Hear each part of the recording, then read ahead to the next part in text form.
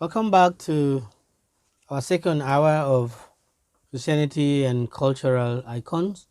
And so far, we have talked about the Orthodox issue of Christianity, and we stopped somewhere here where it talks about uh, Pope Gregory II responded to the appeal of the disposed patriarch of within a long defense of images. And then we want to talk about at the same time St. John of Damascus also uh, talk about talk about the safety from the emperor's anger under the rules of the Halifat, who was written at the monastery of Saint Saba. His famous apologies against those who destroy the holy icons. In the West, at Rome, Ravenna, and Naples, the people rose against the emperor's law. Now, I say the contention, board of contention is coming from the perspective of whether it is an idol worship, either whether it's okay to be a representative of the people you claim to worship and serve. But we just read with you guys, if you remember, from Exodus 20 verse 4 and 5, where I read the issue of uh, Bible kicking against worshiping images. It said you should not bow down to them or worship them. Now that takes us to where I find difficult when Catholic people are praying and are bowing to Mary image, and then the Jesus image by the side of their house or the church. The issue, if I have to point out with us, is that the real Jesus is the problem. Is that the real Jesus that we are using as our image?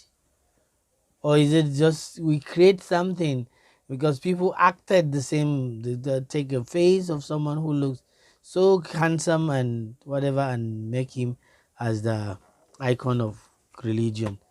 You know, it's not fair. But because the Bible is saying, and away from that. And it says again that for the sin of the fathers to their third and fourth generations of those who hate me. Verse 6 says, but showing love to the thousands generations of those who love me and keep my commandments. You shall not misuse the name of the Lord your God, for the Lord will not hold anyone guilty who misuse his name. For for for for the Lord will not hold anyone guiltless.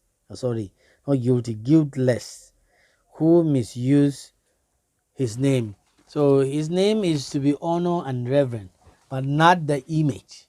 The image is that we don't even know the image, the correct image. So we are using any sort of image that comes our way, any sort of image that we think it's funny,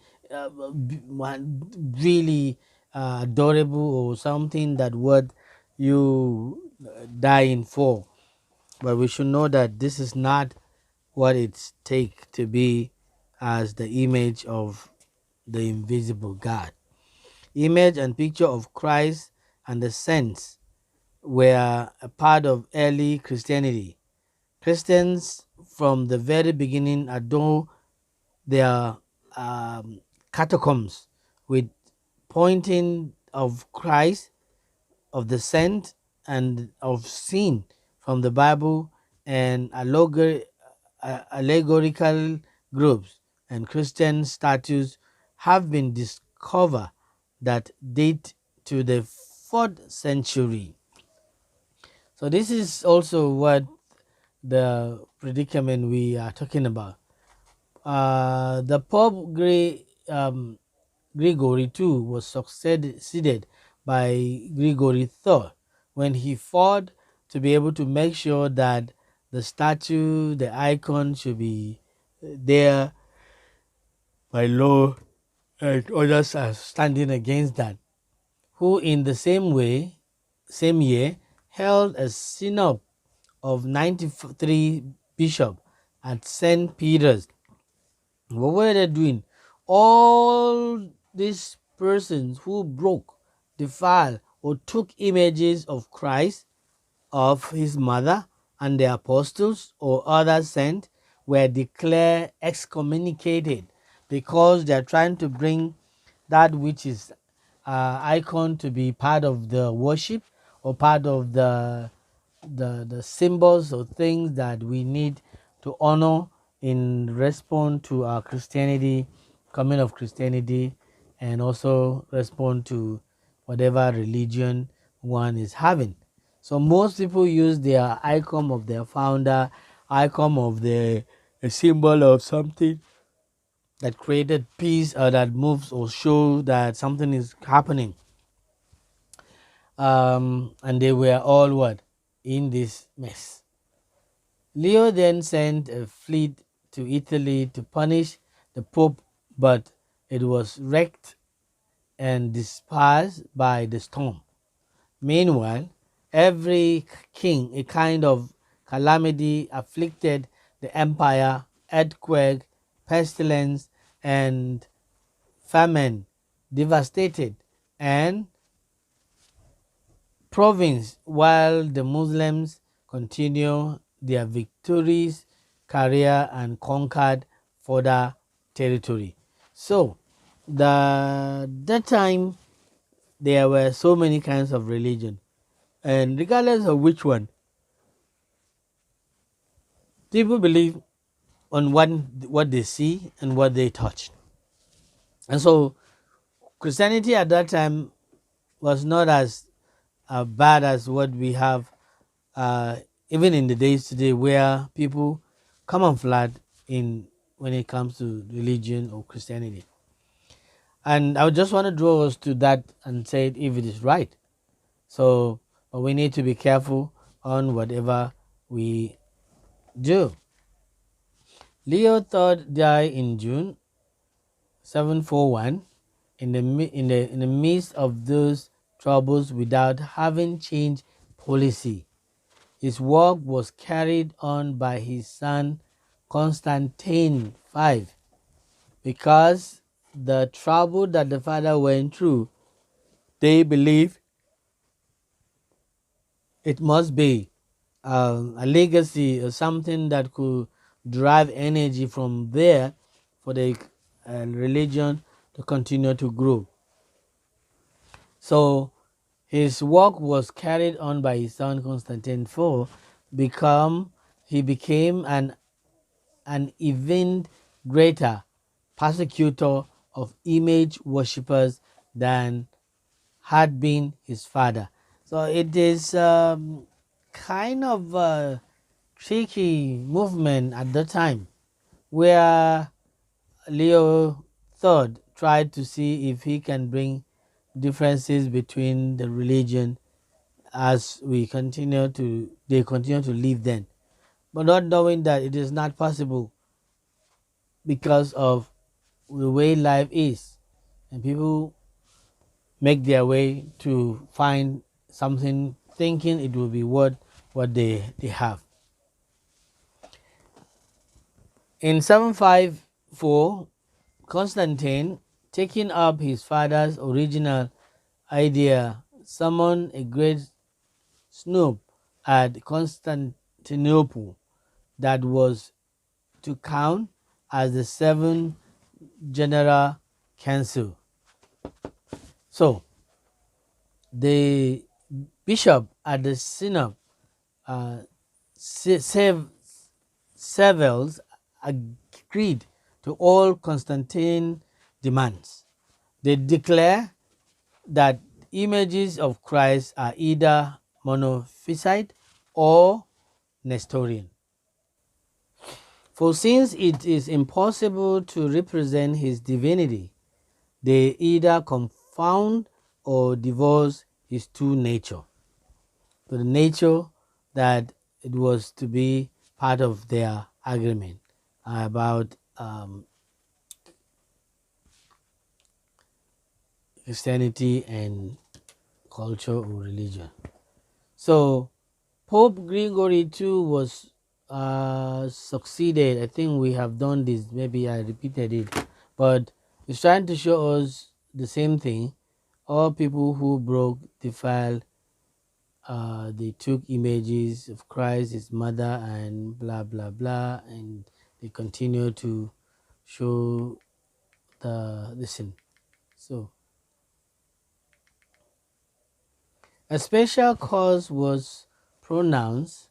Sorry, I they think maybe I went backward a little bit.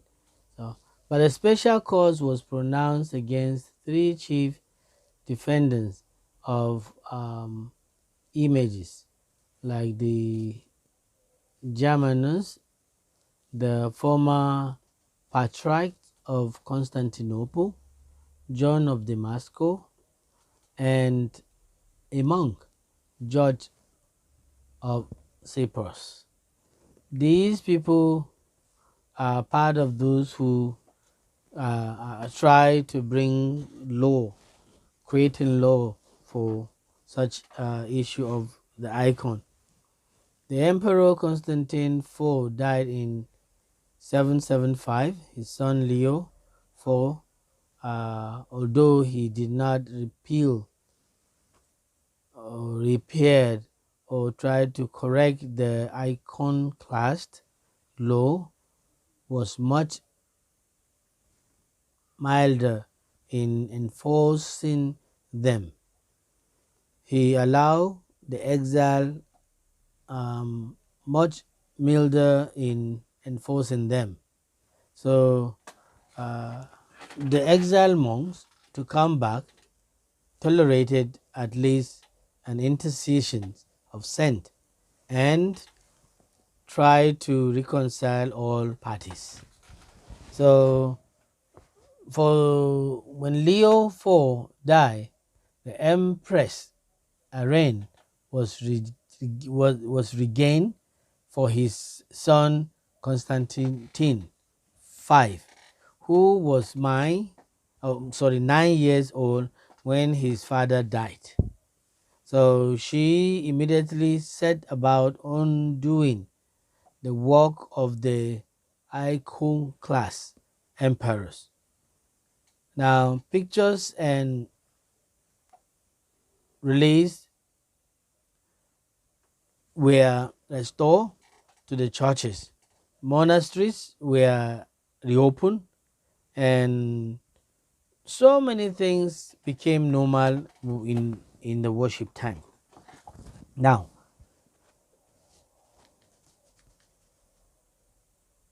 at the end of all this predicament and chaos and problem of different kind of people try to set the legacy about the icon, and as I ask you, is it an idol or is it something that we need to embrace?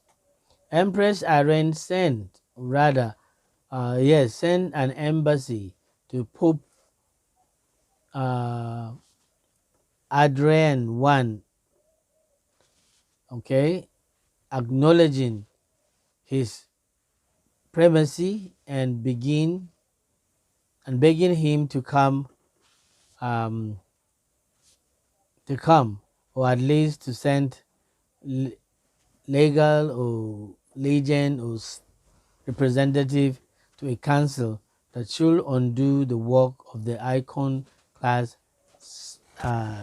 snob. So this is also the position was granted, and about 300 bishops attended a council in Neka, the site of the first ecumenical council for from 24th September to 23rd of October in 787, where they had so many issues to discuss concerning the icon replacement, the reality of it, and then the possibility of making it happen. The Second Council of Nika or Nice confirmed the use of icons, condemned the iconoclast leaders, and in oppositions to the former of the icons snob, declares of Germanus of the Jacobites, John the Maxine, and George of Cyprus. The Trinity has made these three glorious. Okay? It makes these three glorious. I don't know what it's all about them, but it makes something out of them to be able to function as it should be in um, when it comes to the issue of Christianity and culture in the eyes of the dead or the blind or those who don't understand that which is happening. 27. Okay, let me just get something done for you here. 27 years after this council, icon clams broke out again. The icon was again restored in 18 or 19 or 1842. So the icon was reckoned back in 842. Now, it means it didn't take more time. From 787 and then 842, it's gonna be about a few years with that to record it back. After which the iconoclastic, okay, movement gradually died out in the East. Icon continued to be a major part of Orthodox worship and devotion to their day-to-day activities. The Catholic Church continues to venerate images as well, and though such images are not as central in the West as they are in the East, the Pentecost or the Protestant performance generally oppose the use of icon, and icons continue to be generally avoided by the most Protestant. So you can see that it is not an issue of one denomination, but it is an issue of all denomination. As long as religion is concerned, everyone has a saying, and everyone can believe what he chooses to believe or she chooses to believe. So we have seen this as part of it, of the icon.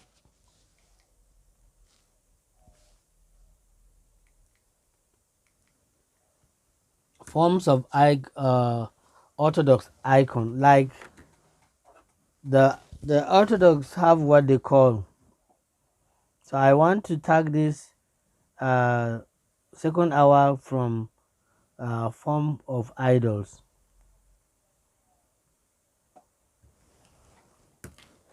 Now the question is, what are the forms of forms of icon? There are so many forms of icon. Some are V shaped, some are W shaped, some are triangle shaped, some are any kind of form. But Orthodox icon are typically egg tempera painting on, often small. Okay, there is a rich history and rich pattern of religious symbolism associated with icon. So we can check all this and see what the Orthodox can talk about. Generally, icons used in Orthodox churches strictly followed formulas hallowed by usage originated in Constantinople. Now, they zero their mind to things that they think is correct and the things that is right for them to practice, not knowing that sometimes it's wrong because it's against the ethics and against the psychology of religion also. But if you permit me, we will continue from here on what to do. Icons are often illuminated with candle or jar or oil or a stick, a wick. Why are they so this way? Because they are unique instrument in which we find the reality of where or situation that people are trying to fight to themselves. Beside the practical purpose of making them visible in an otherwise dark church in the days before celebrities, these symbolically indicate no interest, indicates that the saints depicted or are illuminated by the Christ, the light of the world. So Christ is the light of the world. Now, venerations of icon or in Orthodox Christianity, especially since the iconoclastic controversy before when we were talking about of the 8th century, icons have played an essential part in public worship and part of public worship and private devotion in Eastern Christianity. Icons are honored with traditional expression or venerations in the East, including kisses, prostration, offerings, and incense. Now, that becomes a problem to many and also become difficult to identify and differentiate which one is genuine and which one is fake. So, this is where it takes us to this thing, including kisses, prostration, offering, and incense. Let's look at it. As it is believed that through them the saints exercise their beneficent power and preside at all important events of human life and are held to the effective remedies against illness, to drive away devil, to pronounce to procure both spiritual and temporary blessing, and generally to be powerful channels of divine grace.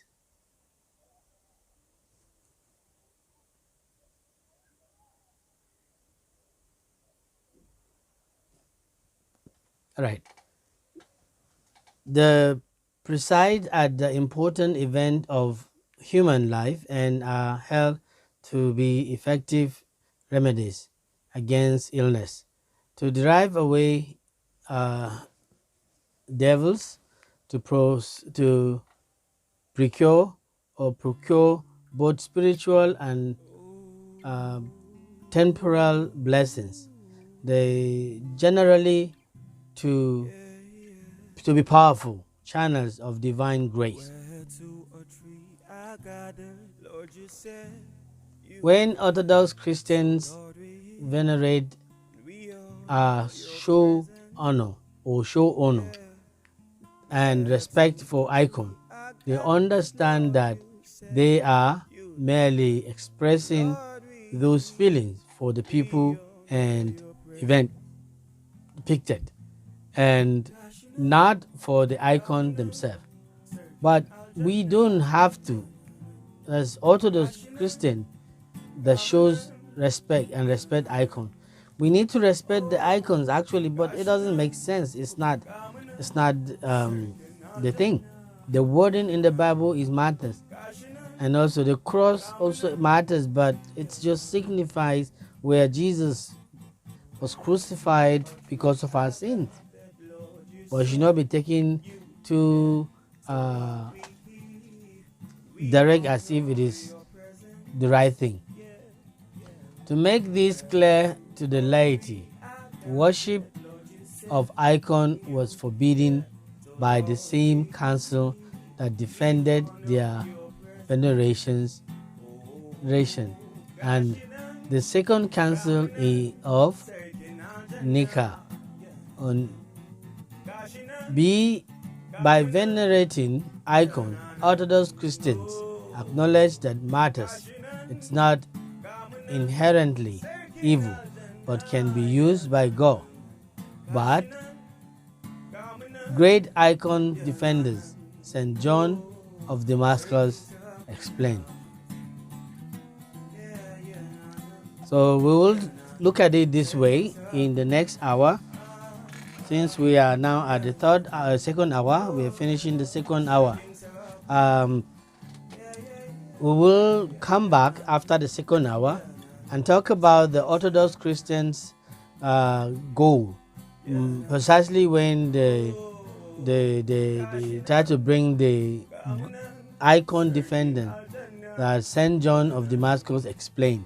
So we're gonna see his explanation concerning that icon, and we're gonna take a little bit break now and return back so that we can continue.